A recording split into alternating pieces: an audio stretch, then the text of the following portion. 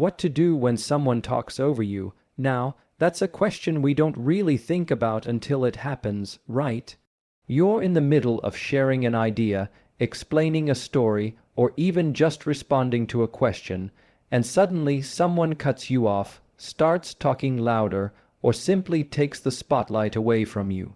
In that moment, there's a flash of irritation, maybe even embarrassment, and you're left wondering, do I stay quiet? Do I push back? Do I let it slide? Most of us have been there, and it can feel small, but it's not. Because in that instant, what's happening isn't just a conversation. It's about respect, about voice, about whether you're being heard. And the way you handle it sets the tone not just for that moment, but for how people see you long term. Now here's the truth. People who talk over others aren't all the same. Some do it out of excitement. They're not trying to be rude. They're just so eager to respond that they jump in too soon. Others do it out of habit. Maybe they were raised in households where conversations were battles, where the loudest one wins, and that stuck with them. And yes, some do it intentionally, to dominate, to control, to send the message that their words matter more than yours. The way you respond has to balance these realities, because if you come in swinging every time, you'll create unnecessary conflict. But if you stay quiet every time, you'll shrink yourself and teach people that it's okay to dismiss you. The art is in holding ground without becoming the aggressor. The first thing to remember is this: when someone talks over you, it's not always about you. It feels personal in the moment, but often it's a reflection of them. Maybe impatience, maybe ego, maybe lack of self-awareness. The worst mistake is to react instantly from that flash of irritation, because then you're no longer controlling the moment, you're being controlled by it. So pause, let the first few seconds of interruption play out. Breathe. That pause doesn't make you weak. It does the opposite. It shows you're not rattled, because people who truly hold influence aren't the ones scrambling to be heard, they're the ones who can choose when and how to speak. So, what do you do after that pause? One option is the simplest: keep talking. Don't raise your voice, don't speed up, just continue at your normal pace as though the interruption never happened. It works more often than you think, because people realize mid-sentence that you're not yielding the floor, and they naturally back down. It's a silent, subtle way of saying, "I'm not finished yet." This is especially effective in professional settings where you don't want to come across as combative, but still want to command respect. Another option is to address it directly but with calm authority. For example, you can stop, look at the person, and say, "I'd like to finish my point," or "Let me wrap up what I was saying." These are short, clear phrases that don't attack the other person's character, but they do set a boundary. Notice what you're not doing here. You're not apologizing. Many people, especially those who feel less confident, will say, "Sorry, can I just finish?" But think about that. Why are you apologizing for speaking? You haven't done anything wrong. A firm but polite statement has far more weight than an apology, and it keeps the focus on your words rather than your insecurity. Now, sometimes, someone talks over you not once, but repeatedly. Maybe it's a colleague in meetings. Maybe it's a friend who always dominates conversations. This is where you need to zoom out from the moment and recognize a pattern. If it's once, you handle it in the moment. If it's consistent, you need to address it outside the heat of conversation. Because the truth is, people rarely change habits unless they're made aware of them. You might say afterward, "Hey, I noticed when I was speaking earlier, you jumped in before I could finish. It makes it hard for me to share fully. Can we work on that?" That's not about blame, it's about clarity. And sometimes that's all it takes for someone to become more aware of their behavior. Of course, not every environment is so civil. There are times when people talk over you because they want to silence you, to show dominance. In those cases, the strategy shifts, because giving way sends the message that they can bulldoze you, and escalating to shouting matches only drags you down to their level. The key here is tone: steady, calm, unshaken. You might repeat, "I'm going to finish my thought," and then go right back to it. Or, in group settings, you can enlist the room without even asking by making eye contact with others as you continue. People notice dynamics. When you stand your ground with calmness, others often step in on your behalf or at least mentally register you as someone who won't be pushed aside. But let's also flip the mirror for a second. Because as much as we all hate being talked over, the uncomfortable truth is that most of us, at some point, have been the ones doing it. Maybe out of enthusiasm, maybe out of impatience, maybe because we thought we knew where the other person was going. And just like it feels disrespectful when it happens to us, it feels the same to them. So part of learning how to handle being interrupted is also learning how not to interrupt. It builds credibility. When people know you're someone who listens fully, they're far more likely to return the respect when it's your turn. There's another layer to all this, the emotional impact. Because when you're talked over repeatedly, it can do more than just frustrate you in the moment. It can slowly chip away at your confidence. You start thinking, maybe my words don't matter, or maybe I'm not a strong communicator. And if you let that spiral, you'll stop speaking up as much. That's why it's important to see interruptions for what they are, behavior patterns, not proof of your worth. Someone else's bad habit does not define the value of your voice. The responsibility you carry is to keep showing up, keep speaking, and keep reinforcing that your contributions are worth hearing. There's also a tactical advantage in being interrupted. Sounds strange, but think about it. When someone talks over you, all eyes often shift to them.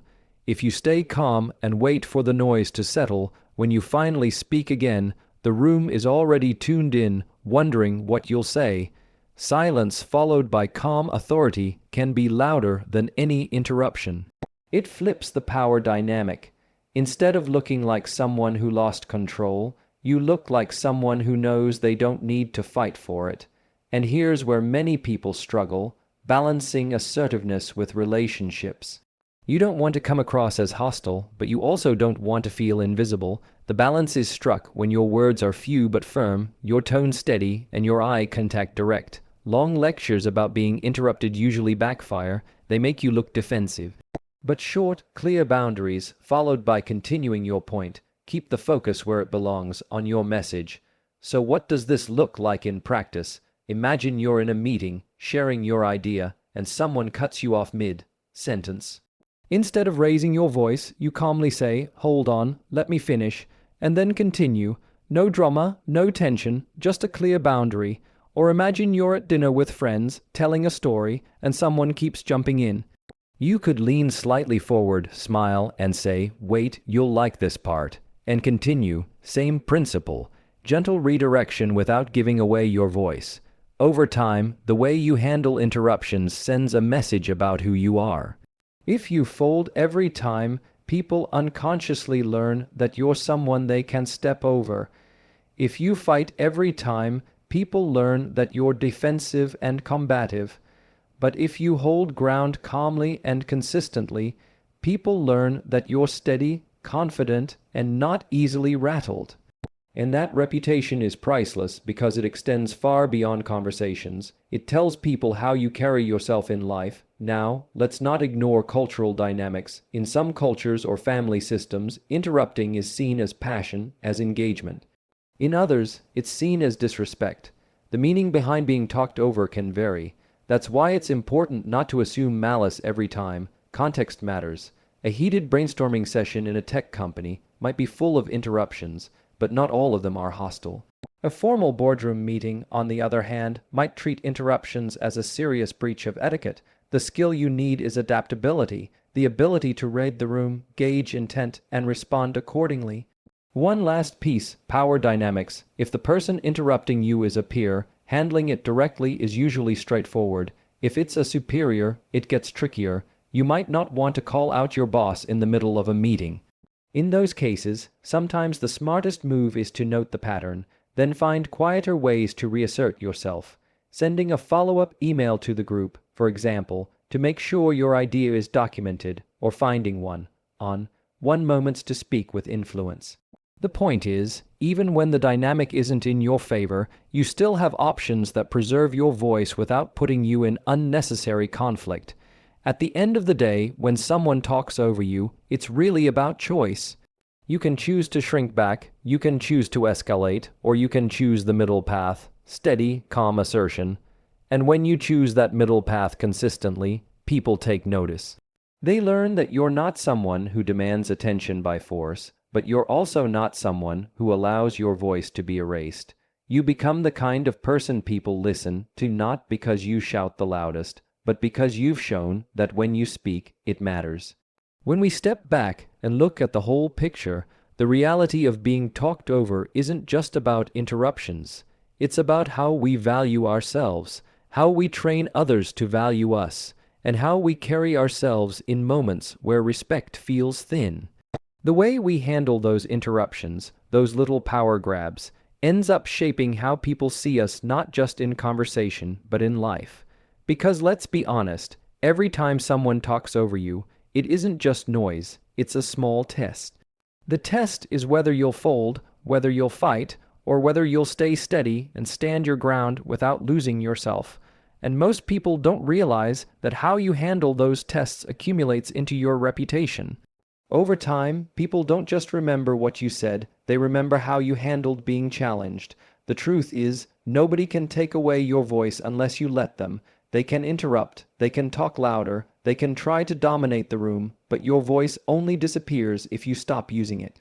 When you choose calm persistence, when you choose to hold your space without letting your emotions hijack you, you make a statement far louder than any interruption. You say, "I belong here, my words matter, I don't need to shout to prove that." And that's a different kind of power, the kind that doesn't crumble just because someone else tried to bulldoze it. There's something people often forget. Interruptions end, but impressions last. The moment of being cut off is temporary, but the way you respond becomes a memory in the minds of everyone who witnessed it. If you get rattled, they remember the rattling. If you explode, they remember the explosion. But if you stay calm, steady, and keep going, they remember that too. And they remember it in your favor. You show them that you're the kind of person who doesn't lose composure when challenged, and that's the kind of person people respect. Now, does that mean you'll always get the floor back? No. Sometimes people won't change, sometimes the loud ones will keep being loud, but here's the key, your self-respect doesn't depend on their behavior. It depends on yours. You can't control whether people interrupt you, but you can control whether you give away your confidence in those moments. That's why the calm but firm approach matters. It's not about winning every conversational battle, it's about making sure you don't lose yourself while standing in the middle of one. Think about it like this. Every interruption is an invitation. It's an invitation to react emotionally, to feel disrespected, to lash out, to shrink back. Or it's an invitation to show strength in silence, control in tone, and authority in boundaries. You don't get to choose whether interruptions come, but you do get to choose which invitation you accept. And when you consistently accept the one that builds your presence instead of breaking it down, people eventually learn they can't shake you. They might talk over you, but they can't talk you out of who you are. That's really the heart of it, because the end goal isn't just to finish your sentence or get your point across.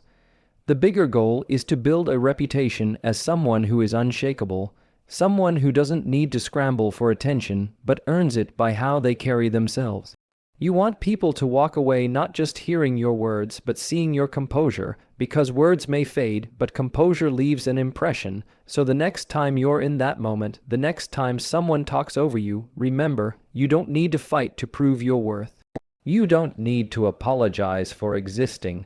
You don't need to surrender your voice. All you need to do is stand steady, speak with calm authority, and remind yourself that interruptions don't define you. Your response does. And when you master that response, you're no longer just someone in the conversation. You're the one setting the tone for it.